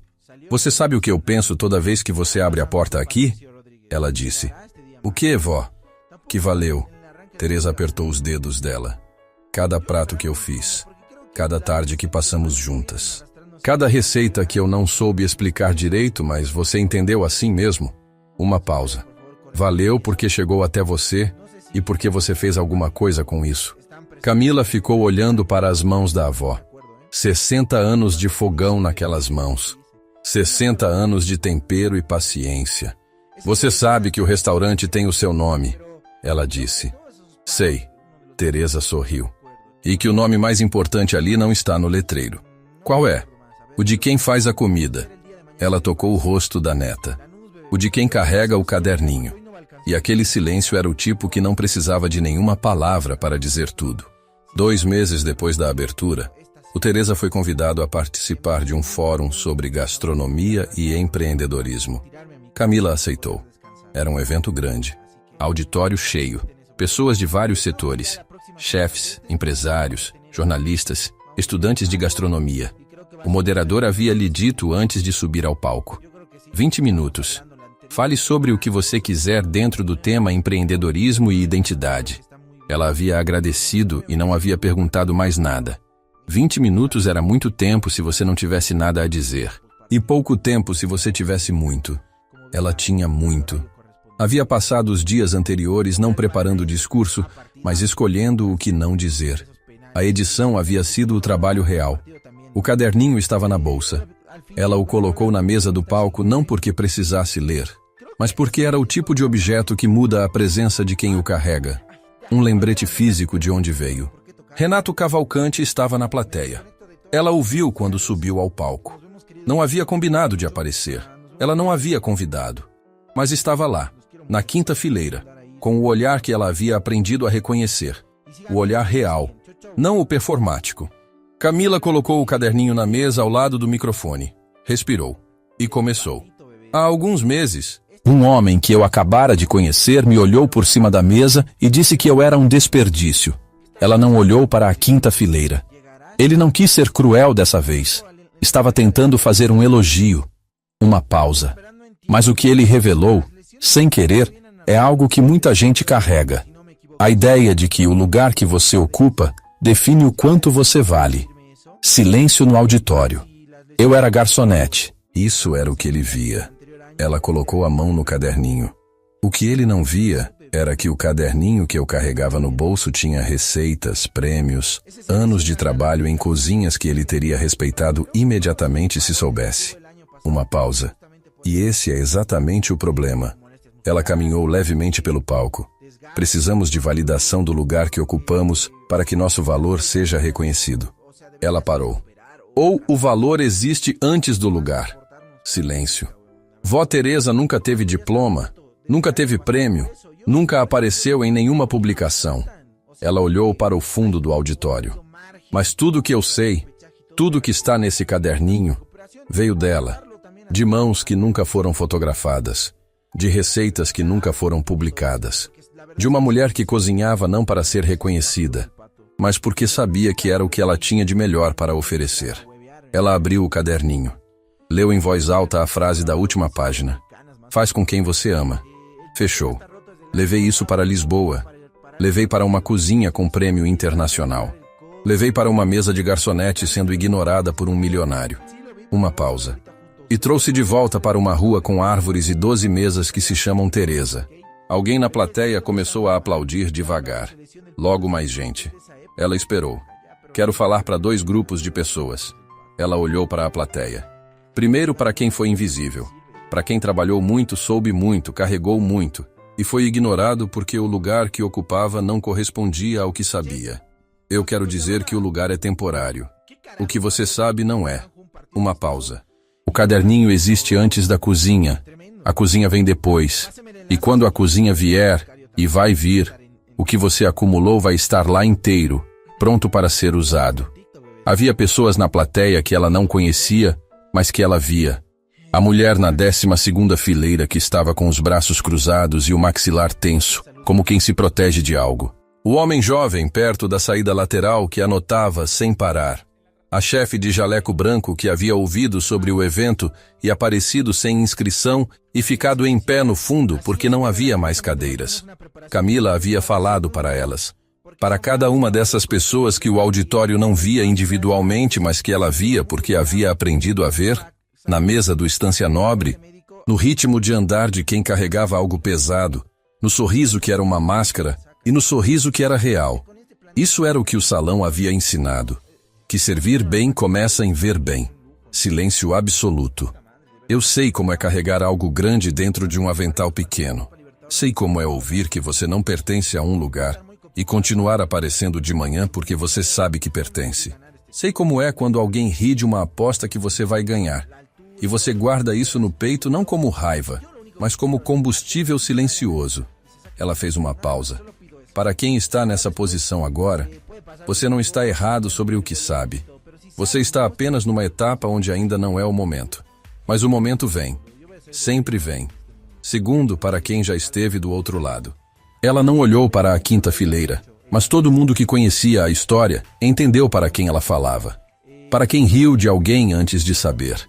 Para quem apostou contra antes de ver. Para quem usou o poder de uma posição para diminuir quem estava à sua frente. Uma pausa. Eu não guardo raiva, porque aprendi algo importante com vocês também. Aprendi o que eu não quero ser. E às vezes, esse é o ensinamento mais valioso de todos. Ela colocou a mão no caderninho. Há uma frase que eu escrevi nesse caderninho numa noite em que não sabia como ia terminar. Aprendi não nos livros, não nas escolas, mas numa cozinha pequena com cheiro de ervas e mãos que sabiam mais do que qualquer diploma. Uma pausa. A dignidade não se ganha em provas. Ela se carrega. E o que se carrega com cuidado, com trabalho, com amor, esse é o tipo de coisa que nenhuma aposta apaga, que nenhuma humilhação desmancha, que nenhum salão elegante pode tirar de você. A plateia ficou quieta por um momento. E então alguém se levantou. Renato Cavalcante. Na 5ª fileira, de pé. E começou a aplaudir. Não performaticamente, devagar, com as mãos firmes. Com a postura de alguém que está pagando uma dívida e sabe disso. Um por um, a plateia foi levantando. Camila ficou parada no palco. Sentiu o calor dos aplausos. Sentiu algo abrir no peito. Não vaidade, não alívio, mas algo que ela só conseguia nomear da forma como vó Teresa havia ensinado. Gratidão. Pelo errado que a havia ensinado. Pelo certo que havia guardado. Por cada noite difícil que havia preenchido o caderninho com mais uma linha. Depois do evento, no corredor, Renato a encontrou. O corredor estava quase vazio. As pessoas que haviam estado no auditório se dispersavam em grupos pelo mezanino, com copos de água e conversas sobre o que haviam ouvido. Camila havia descido do palco com o caderninho debaixo do braço e o coração ainda acelerado. Não de nervosismo, mas da adrenalina que fica depois que alguém fala o que carregou por muito tempo. Ela havia falado verdade. Não verdade ensaiada, não verdade calculada para agradar a outra. A que sai quando você para de se perguntar o que as pessoas vão pensar e começa a se perguntar o que você precisa dizer. Sem plateia. Só os dois. Você falou de mim para aquela sala, ele disse. Falei. Sem me citar. Sem te citar. Por quê? Ela o olhou. Porque o ponto não era você. Uma pausa. O ponto era a situação. E a situação é de muita gente. Ele ficou quieto. Você disse que não guarda raiva. Não guardo. Como? Ela pensou por um segundo. Porque carregar raiva é como carregar uma panela pesada pela cozinha o dia inteiro. Ela o olhou. Você gasta a energia que precisava para cozinhar. Ele ficou quieto por um longo momento. Você é a melhor pessoa do que eu mereço como cliente. Ele disse finalmente. Não é questão de merecer. Ela começou a caminhar. Parou. Virou. É questão do que a gente escolhe servir. Ele a viu ir embora pelo corredor. E ficou parado por um momento. Sozinho, com o barulho do evento ao fundo, com as palavras do discurso ainda no ar. Uma panela pesada. Ele sorriu para si mesmo. 3 meses depois, o Teresa expandiu para uma segunda sala. 12 mesas viraram 24. Paulo contratou 2 assistentes de salão. A cozinha ganhou mais 2 ajudantes que Camila havia treinado pessoalmente. O caderninho de couro ganhou um segundo volume. Ainda pequeno. Ainda gasto nas bordas, porque era o tipo de objeto que não podia ser novo para funcionar corretamente. Precisava de uso, de marcas, de páginas com dobras nos cantos. Flávia Costa apareceu no restaurante numa tarde. Camila não esperava. Flávia estava diferente. O olhar menos defensivo. Vim falar com você, ela disse. Pode falar. Aquela noite. Flávia não precisou especificar qual noite. Eu menti. Eu sei. E você disse a verdade mesmo sabendo o que podia acontecer. Eu sei isso também. Flávia ficou quieta. Por que você não disse nada depois? Você podia ter ido falar com o Marcelo, com os sócios. Para quê? Camila perguntou. Não com frieza, com genuína curiosidade. Para me prejudicar. Para que eu pagasse pelo que fiz. Camila a olhou. O que isso ia mudar? Flávia não respondeu imediatamente. Nada, suponho. Exato. Camila colocou a mão no balcão. Flávia, você estava com medo. Você ia cair. E você escolheu o caminho errado no segundo mais difícil. Uma pausa. Eu também já escolhi o caminho errado num segundo difícil. Você? A aposta pública que o Cavalcante fez? Eu ouvi e deixei crescer quando podia ter respondido mais cedo. Deixei a situação piorar por orgulho de achar que conseguia resolver no timing certo. Ela disse isso simplesmente, sem dramatizar. Isso me custou tempo, me custou noites. Flávia ficou olhando para ela. Por que você está me contando isso? Porque você veio me dizer a verdade. E a troca justa é a verdade de volta. Um silêncio longo. Vim porque precisava dizer, Flávia disse. E porque o que você fez naquela noite, e depois, me fez pensar em coisas que eu evitei pensar por muito tempo. Camila assentiu devagar. E o que você descobriu? Flávia ficou olhando para o jardim interno. Que eu estava tão com medo de ser invisível que eu prejudicava quem chegasse perto de mim. Uma pausa. Você chegou mais perto do que eu suportava. Isso é muito corajoso de dizer. Foi difícil de ver. Sempre é. Flávia virou-se. Obrigada por não me destruir quando poderia. Camila assentiu. Obrigada por vir. Flávia saiu, pela porta da frente, com mais leveza do que havia entrado. Paulo surgiu ao lado de Camila. Flávia Costa. Flávia Costa. Como foi? Bem. Ela olhou para a porta. Muito bem, na verdade. Você vai contratar ela um dia? Camila sorriu. Não sei, mas se ela aparecer, a porta vai estar aberta. Paulo sacudiu a cabeça devagar. Você perdoa muito rápido. Não perdoo rápido. Ela se virou para a cozinha. Perdoo com cuidado. Uma pausa na porta. Tem diferença. E entrou. O Teresa completou 1 ano. No dia em que o restaurante completou 1 ano, Camila chegou cedo. Antes dos ajudantes, antes de Paulo, antes de qualquer movimento na cozinha. Abriu a porta com a chave que levava no bolso junto com o caderninho e ficou parada por um momento no salão vazio. As mesas de madeira clara no silêncio da manhã tinham uma qualidade diferente. Sem toalhas, sem copos, sem pratos. Apenas as superfícies que ela havia escolhido semana a semana, enquanto ainda estava no Estância Nobre, pesquisando fornecedores nos horários livres, visitando marceneiros nos dias de folga. Havia uma mesa no canto que havia ficado torta no primeiro dia, e ela mesma havia ajustado com calço, porque o marceneiro não podia vir antes do almoço, e ela não queria atrasar a abertura. Esses detalhes são os que ficam, não os que aparecem nas fotos. Ela caminhou pelo salão devagar, passou a mão pela superfície das mesas, olhou para o jardim interno através da janela, olhou para o letreiro lá fora, com o nome iluminado ainda apagado naquela hora da manhã. Teresa. Depois abriu o caderninho. A primeira página, onde tinha começado a anotar ainda no Estância Nobre, nos turnos tranquilos de quarta-feira, estava desbotada nas bordas. Ela a leu devagar, do começo.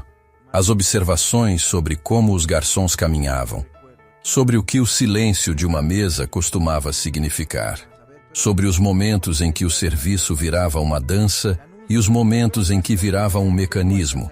E a última anotação dessa primeira fase. Quando abrir, lembrar que o ponto não é o prato. É quem está do outro lado do prato. Ela fechou o caderninho, colocou de volta no bolso e foi ligar o fogão. Na noite de aniversário, as 12 mesas originais estavam cheias. Os convidados foram escolhidos a dedo, não por status, mas por história. Cada pessoa na sala havia feito parte de alguma forma do que o restaurante havia se tornado. Paulo estava no salão, impecável, com a postura de quem nasceu para estar ali. Renato Cavalcante estava na mesa perto da janela, com vista para a rua com árvores. Lívia Saraiva estava com seu bloco de anotações discretamente ao lado do copo. Marcelo havia chegado antes de todos. Reserva feita com 1 mês de antecedência. Rodrigo Matos estava numa mesa pequena, sozinho, quieto, diferente de como havia sido. E vó Teresa, sentada na mesa central, com as mãos no colo e os olhos percorrendo o salão com aquela atenção de quem conhece cada detalhe de uma cozinha. E aqui não era a cozinha, mas dava no mesmo. Camila saiu da cozinha quando o último prato do menu especial havia sido servido. Sem avental. Apenas ela. Caminhou até a mesa de Teresa. Como está? Ela perguntou. Cheio, Teresa disse. Quente, barulhento no jeito certo. Uma pausa. Como deve ser? Camila se sentou ao lado dela. Está gostando? Estou.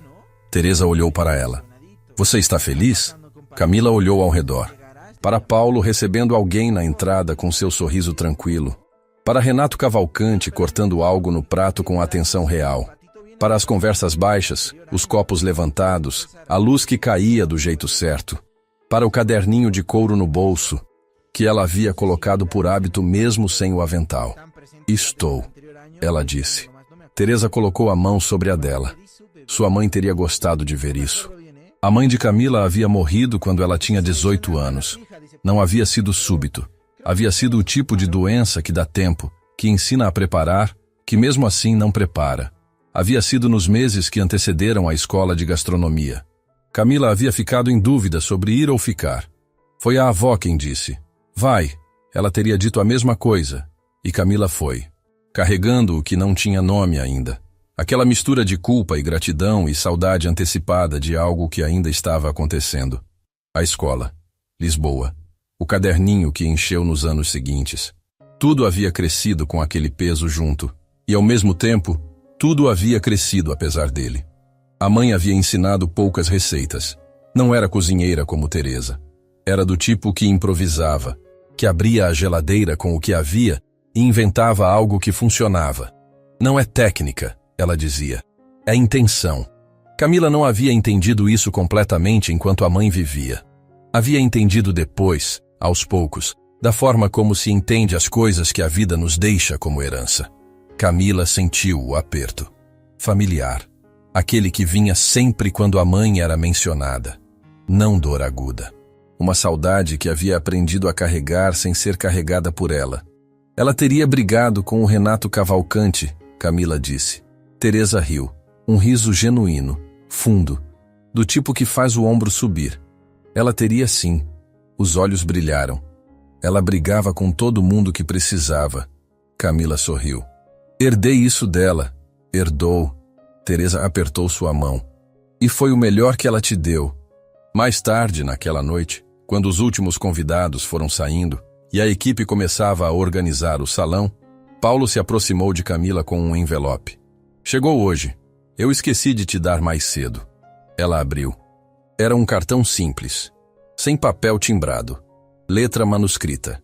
Camila, você me ensinou que o valor não depende do lugar, mas me ensinou também que o lugar pode ser transformado por quem o habita com propósito. Obrigado por ter ficado. RC. Ela ficou olhando para o cartão. Dobrou devagar.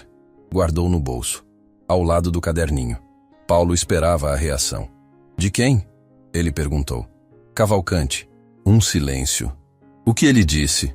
Ela olhou para o salão quase vazio, para a vó Teresa ainda à mesa, conversando com Lívia, para o jardim interno com a luz baixa, para as 24 cadeiras que amanhã teriam outras pessoas sentadas nelas, pedindo outros pratos, carregando outras histórias. Que o lugar pode ser transformado por quem o habita com propósito. Paulo ficou... Сейчас зайдем, посмотрим, как у них трансляция началась.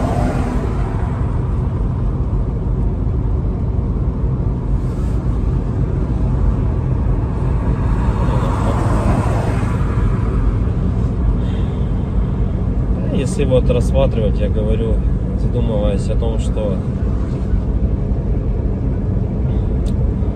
прожитые типа 30 лет, так смотришь на многих людей, которые сейчас, соответственно, живут, которым в районе 30, которые уже потеряли вообще вкус к жизни, да, радость какую-то от жизни. Таких, причем, кстати, становится все больше и больше. Мне кажется, этот средний возраст, когда говорили, что начинается вот этот кризис среднего возраста, он тоже сместился, как и говорят, что сейчас люди, в принципе, быстрее взрослеют, быстрее осмысливают все, да, почему-то это всегда все в плохом больше ключе на самом деле, да, вот что сейчас дети, к примеру, быстрее взрослеют, вот, и мне кажется, кризис вот этот среднего возраста, он, наверное, тоже сместился. И вот я думаю, что он сместился где-то в районе 30 лет. Опять-таки, это тоже не со всеми, наверное, связано. Не у всех людей так, все люди разные. И когда приходишь к той мысли о том, что помимо того, что люди сами по себе стали такие вот, наверное, депрессивные, да, времена такие сложные, да, вот это вот еще извне много каких вещей случается, на данный момент, которые людям усугубляют эту ситуацию на самом деле, вот этой депрессии, вот этих кризисов, да, каких-то переходных моментов в жизни. И непонятно, если конец этому всему, да, наступает для людей потом белая полоса в жизни, или они не могут выбраться из нее. Примеров достаточно на самом деле много. К примеру, вот сосед у меня есть такой хороший парень был. И есть, он хороший человек сам по себе. Но вот у него сейчас очень сложные времена такие, как бы дизмораль на него напала. О том, что он не реализовался в своей жизни к 30 годам, что жизнь у него кончена. И не может он выбраться из этой ситуации. Да? Как говорят, если мы говорим, что это мужики такие, да, типа слабые, да, какие-то, ну, безморальные, ну, как бы такие вот, что в основном это случается, наверное, зачастую, может быть, это у мужиков случается в этом возрасте, такой кризис, наверное, да, каких-то неудач в своей жизни, не пришедших ни к чему достойному и хорошему. Но вопрос в том, что это мужики такие, типа слабые, или времена такие стали, что если вот разобраться так, вот, например, возьмем даже с древних времен, когда человеку нужно было добывать пищу самому, да, там убивать мамонтов, мужику стоило там сходить на охоту. Да, на охоту он сходил, кого-то там добыл добычу, принес домой, да, что-то где-то там поделал дома, и все как бы. Ну и это, возможно, как работа тоже на ежедневной основе, да, была. И как бы мужик в то время считался, но еще воином были, они воинами были, не воевали, да. В любом случае это все такая в основном физическая была работа, типа стратегии именно добычи пищи какой-то себе. Ну, тут вот требовалось, возможно, какое-то знание, да, тут я не спорю. Но в основном это была физическая работа. Если взять, к примеру, не такие далекие времена, когда там люди вот только выходили из пещер, да, взять даже, допустим, 50 лет назад, 100 лет назад, да, когда люди работали на заводах, и что тогда считалось именно мужиком, да, таким. Разница была, наверное, с нынешними временами в том, что если ты работал, к примеру, на заводе на каком-то, то тебе было этого всего достаточно. То есть ты уходил на завод, отработал свое время, да, пришел домой, какие-то тоже там, может, домашние дела, и, ну, и этого тебе было достаточно на самом деле. Как бы и все, и заключалась вся суть именно мужчин, ну вот, как бы устроиться главное на завод и работать физически, опять-таки, да, получить какое-то образование, так, ну, как бы среднеспециальное, к примеру, да, какой-нибудь токарь, идти на завод, отработать там 8-12 часов. Ну, это не легкая работа, я не спорю тоже с этим. Но опять-таки, этого зато было достаточно. Человек уходил, он отрабатывал там 12 часов и понимал, что ему будет всего достаточно. Ради этого и была, наверное, главная и основная мотивация. Да? И если перенесемся мы, наверное, в наше время уже, сейчас, на данный момент, то есть люди просто не знают на самом деле, как заработать, как получить жилье, как получить новый автомобиль. То есть способов получения данного результата его нету как такового. Это говоря о том, что ты будешь ходить на работу по 8, по 12 часов, допустим, сутками там работать, да, ты не заработаешь на машину, заработаешь ты на нее через 5 лет, если ты там не будешь ни пить, ни есть, как бы, да. Ну ладно, если вообще не тратить деньги, то заработаешь год. Ну такого же невозможно, это же только где-то в сказках. С учетом нынешних трат, то есть даже при зарплате какой-то средней, там 100 тысяч рублей, ну где-то 60, где-то 70, где-то 80, возьмем от 60, наверное, до 120, то есть, к примеру, достижение результата такой, как, к примеру, квартира, недвижка какая-то своя, это кредиты, ипотеки. То есть вот здесь и сейчас ты берешь.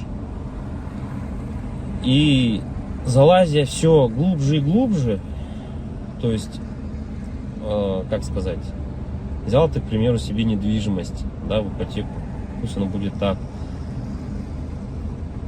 Помимо тех трат, к примеру, помимо этой ипотеки, там ремонт и так далее, тебе за эти 20 лет нужно и телефоны менять, и одежду менять, и так далее, там кушать надо. Машины также в этот же момент менять тебе надо. И то есть это кабала на самом деле такая, она дизморальная. И к чему это все? Что же значит мужик в наше время, который ходит на завод, работает 12 часов, а денег у него все равно нету. Как бы добычу он принести уже не может, да? Ну типа он может сходить в лес, но от этого толку особо не будет.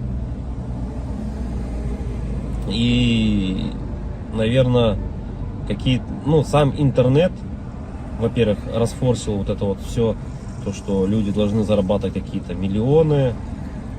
Они должны зарабатывать. Это было бы шикарно, если бы каждый зарабатывал. Но каждый по своей сути не может столько зарабатывать, да, потому что не хватит денег, чтобы каждый. А может их и хватит, но никто никому не даст так зарабатывать.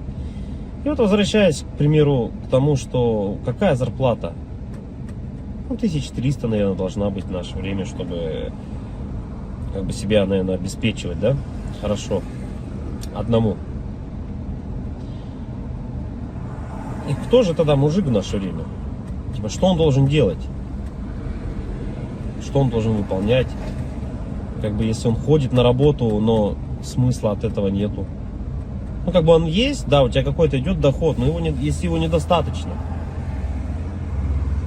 Смотришь другие профессии, другую работу, да,